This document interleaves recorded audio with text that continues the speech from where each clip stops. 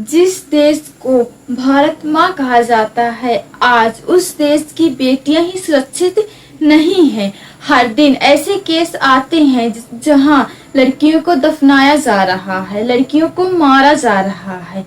तो आज मैं बात करने वाली हूँ मनीषा हत्याकांड के बारे में, जो अभी के टाइम पे बहुत ही ज्यादा सुर्खियां बटोर रही हैं। पर उससे पहले हाय, मेरा नाम है खुशबू और आप सभी का स्वागत है मेरे YouTube चैनल पर, जिसका नाम है मिस खुशबू। अगर आप मेरे चैनल पर नए हैं तो चैनल को सब्सक्राइब करिए ताकि कोई भी न्यू जानकारी सबसे पहले आप तक ही पहुंचे।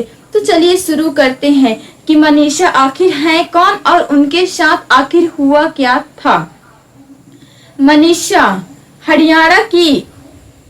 मनीषा हत्याकांड हरियाणा का एक ऐसा केस है जो सिर्फ हरियाणा में नहीं बल्कि अन्य राज्यों में भी काफी ज्यादा सुर्खियां बटोर रहा है। मनीषा एक 19 वर्षीय प्ले टीचर है जो 11 अगस्त को घर से निकली थी नर्सिंग कॉलेज जाने के लिए, अपना दाखिला कराने के लिए, पर इसके बाद वो लापता हो गई।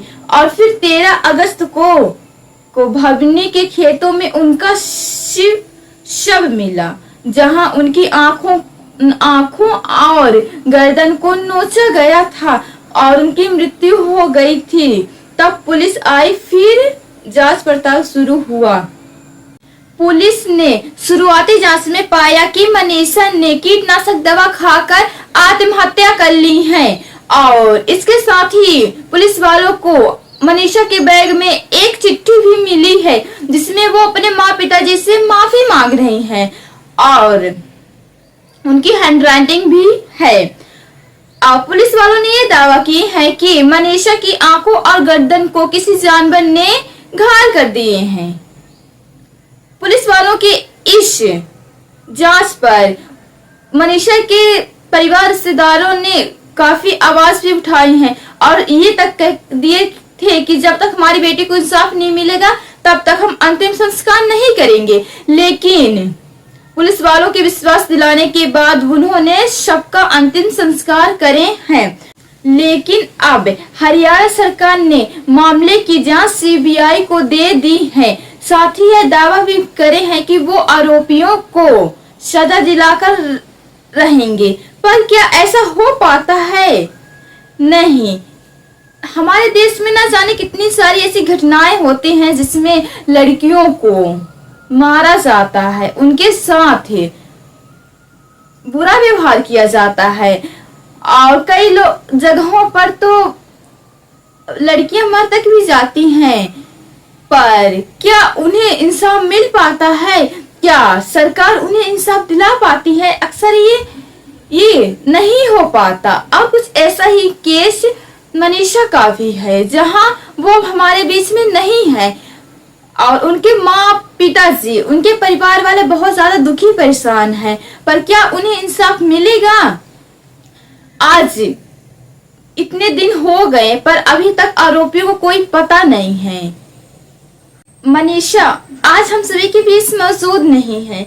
उन्हें बहुत बड़ी सजा मिली, पर क्या इस सजा का मतलब ये है कि वो सिर्फ एक लड़की थी?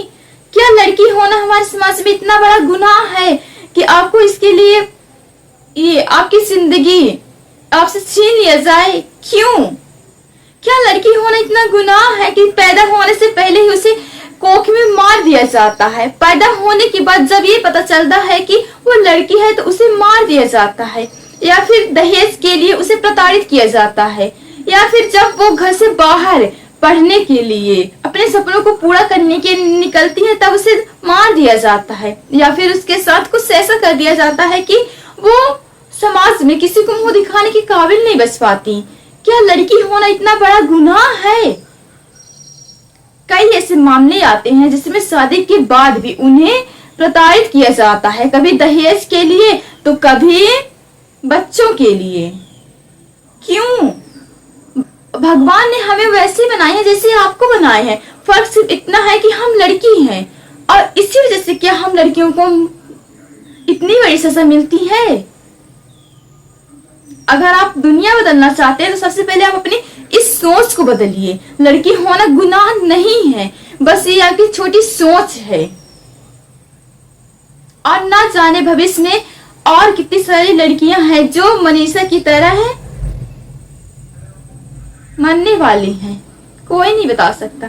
आए दिन हमारे देश में ऐसी कितनी घटनाएं आती हैं जिसमें लड़कियों को मारा जा रहा है, दफनाया जा रहा है। क्यों? भारत हमारी माता है, तो क्या हम अपने ही देश में बंदी बन के रहें? मेरा ये सवाल उन सभी लोगों से है जो लड़कियों को सम्मान नहीं देते। पर आप, अगर आप एक लड़की हैं तो आप खुद को इतना ताकतवर बना लीजिए कि आपको कोई भी ना झुका सके, कोई आपको ना रुला सके।